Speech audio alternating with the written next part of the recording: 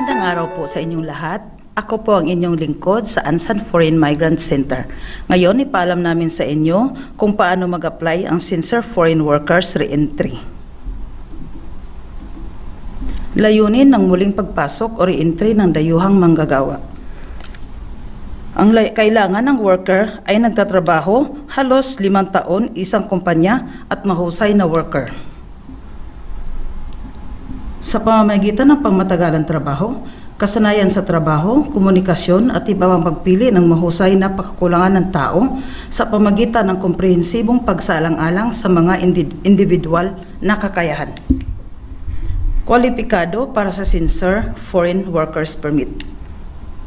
Employment Permit System ay 4 na taon, 10 buwan, kailangan manatili sa isang kumpanya o hindi naglipat ng ibang mapasukan.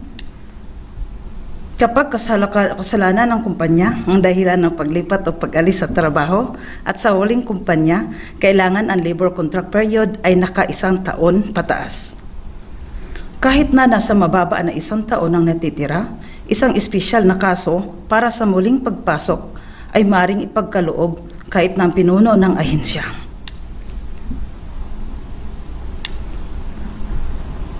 Non-professional employment or E9, Seller Employment, E10 ay hindi natili sa Korea sa hanggang 5 taon pataas. Same industry, kahit na ang lugar ng trabaho ay binago sa loob ng parehong industriya, working hours in same industry, Korean language level, completion of training course, proficiency is just based on standards, and its certain score is higher. Ito ay manggagaling sa Ministry of Labor and Employment. Agricultural industry, fishing, kahit pababa ng 50 ka-workers na manufacturing, service industry at iba pa ay posibleng maging sincere worker. Business establishment, employment permit, application conditions. Dapat matugunan ang mga kinakailangan para sa pag-issue ng permit sa trabaho, tulad ng limitasyon sa pagtatrabaho ng mga dayuhan sa lugar ng trabaho. Dapat magkaroon ng isang kontrata sa paggawa ng hindi pababa sa 1 taon, epektibo mula sa pitsa ng muling pagpasok at pagsimula ng trabaho. Dapat walang unpaid wages gaya ng sahod at separation pay na hindi nabayaran. Hindi kailangan ang hard workers na Koreano. Sincere Workers Reentry Application Period. Upang maipatupad ang sincere worker, kailangan pumirma ng kontrata in advance ang dayuhang manggagawa. Ang aplikante ay maaaring mag-apply ng employment period mula 3 buwan hanggang 7 araw. Employment Permit System, issuance mula sa pagtanggap sa araw na iyon hanggang sa loob ng 1 buwan bago lumabas ng bansa. Mga kailangan dokumento para sa pag-apply ng Sincere Worker Reentry. Application para sa Reentry Permit ng pagtatrabaho para sa mga nag-expired na dayuhang manggagawa. Standard Labor Contract Copy na may lagda ng employer at worker, alien registration card at passport. Confirmation for exit clearance. Tandaan, bago lumabas ng bansa, kailangan mag-apply muna ng inyong benepisyo, gaya ng Samsung Fire and Marine Insurance, TGCOM, at National Pension Scheme o lump sum refund. Bago mag-apply ng visa, kumuha muna ng police clearance sa Korean Embassy in Philippines at nang sa ganon, mas mapabilis ang pagbalik o re-entry. Proseso ng pag-exit at pagbalik bayan. Eligible for entry bago mag-exit. Signing of labor contract, pagsauli ng alien registration card. Bago matapos ang visa period, kailangan makalabas ng bansa.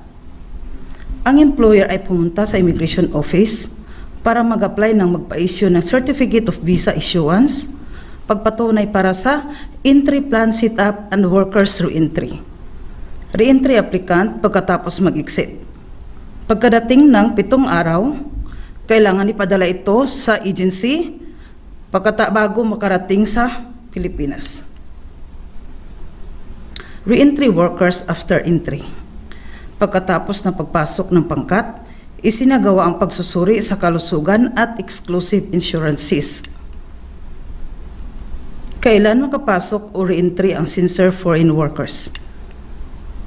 Pagkalabas ng Korea, pagkatapos ng isang buwan, maaari nang makabalik sa Korea at magtrabaho. Tuwing Huwebes ang araw ng entry at diretso sa employer o kumpanya.